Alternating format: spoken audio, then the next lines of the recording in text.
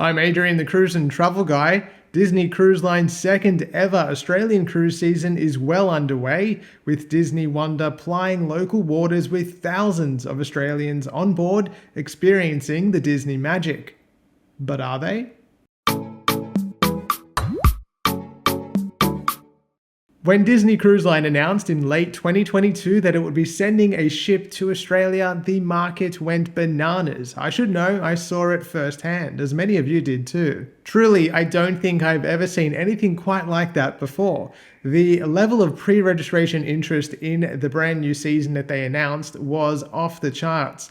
People were registering in their hundreds and thousands to make sure that they could get on board and experience Disney close to home for the first time ever. When pricing was released, however, I believe it's safe to say that there was a little bit of a tempering of the excitement in the marketplace. Many still continued with their plans to get on board Disney Wonder, while many others decided that it was too much of a stretch. For Australian guests, there were surcharges to contend with, including the daily crew appreciation charge that comes through once you're on board and can add hundreds to the cost of a cruise, in US dollars, mind you.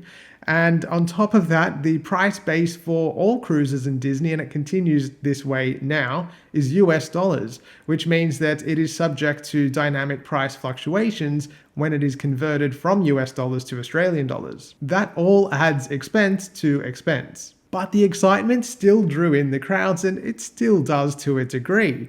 But now during its second season, there is chatter amongst cruise circles that Disney Wonder is sailing well below its maximum capacity. There's an allegation that during a recent cruise from Melbourne, the ship carried a little over 1,000 passengers. That number pales in comparison to the ship's maximum occupancy of 2,700. While last-minute cruise discounts are not uncommon in the marketplace at all, Disney Cruise Line is a little bit different. They do still offer discounts close to sailing, but it seems to be something that is more in response to local market pressures.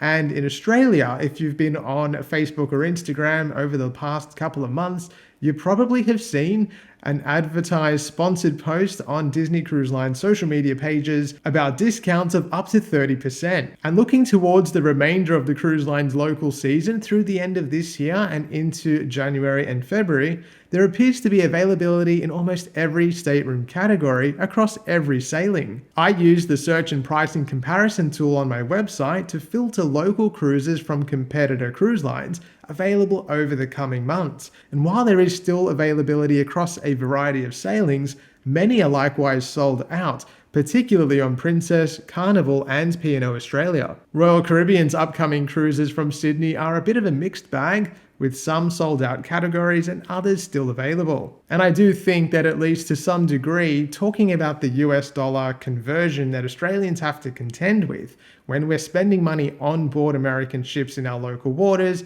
is an issue that has gathered momentum in becoming an issue, because we're essentially paying 1.5 times for everything that you see on a menu on board, and that really adds to the expense, as was my experience on board Disney Wonder just a couple of weeks ago. But when it does come to Disney and what they're charging Australians to get on board, it seems that that doesn't extend to the maintenance provided to the hull. On a recent cruise departing Brisbane and sailing to Melbourne on October 28th, the cruise line was forced to cancel a planned visit to Eden, citing environmental regulations due to last-minute hull maintenance that wasn't completed. That meant the cruise consisted entirely of sea days, and in response, Disney Cruise Line did compensate impacted guests. Truly, I don't know how successful the Disney cruise season is this year.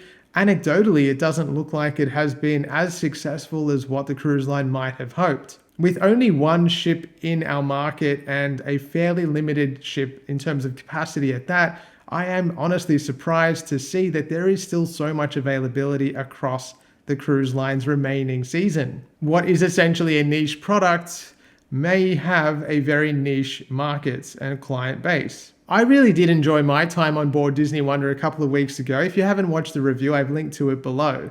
But I would say that the cruise experience is not your typical cruise experience. It is very much about the Disney brand and the Disney ecosystem and environment. So if you're not really into the Disney thing, then you're probably not going to choose that cruise when you can select something that is more closely aligned with your holiday goals at a much more reasonable cost from basically any of its competitors that operate locally. Maybe the question is, do they really have competitors?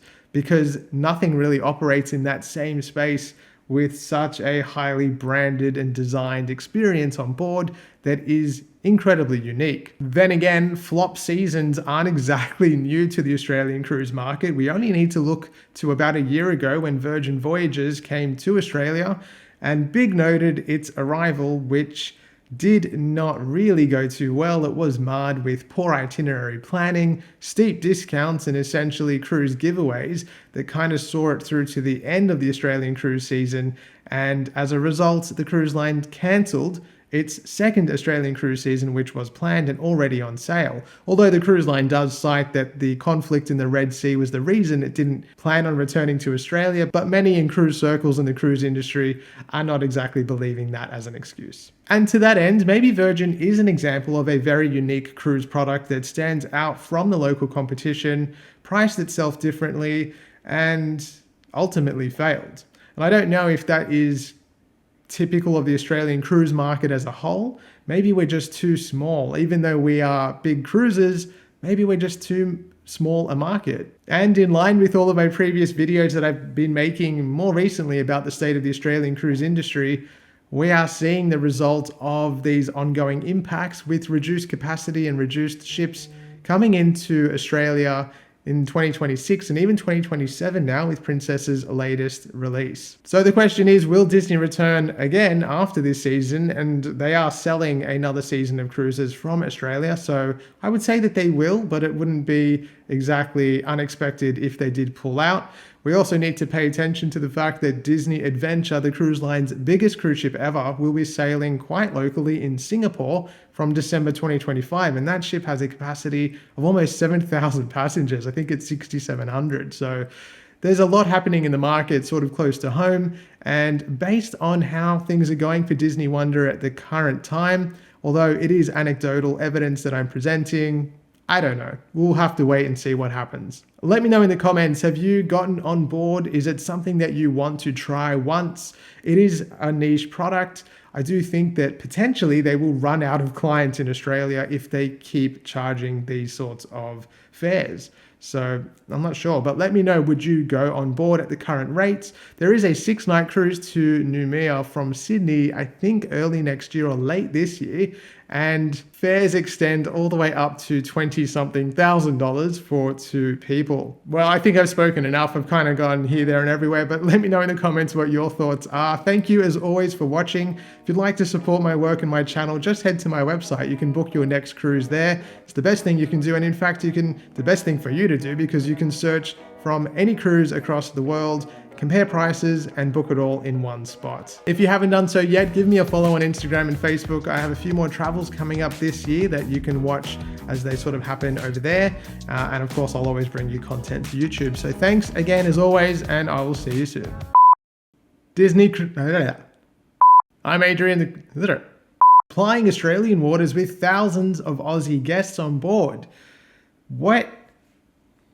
With Disney Wonder plying Australian waters for the first time, the second time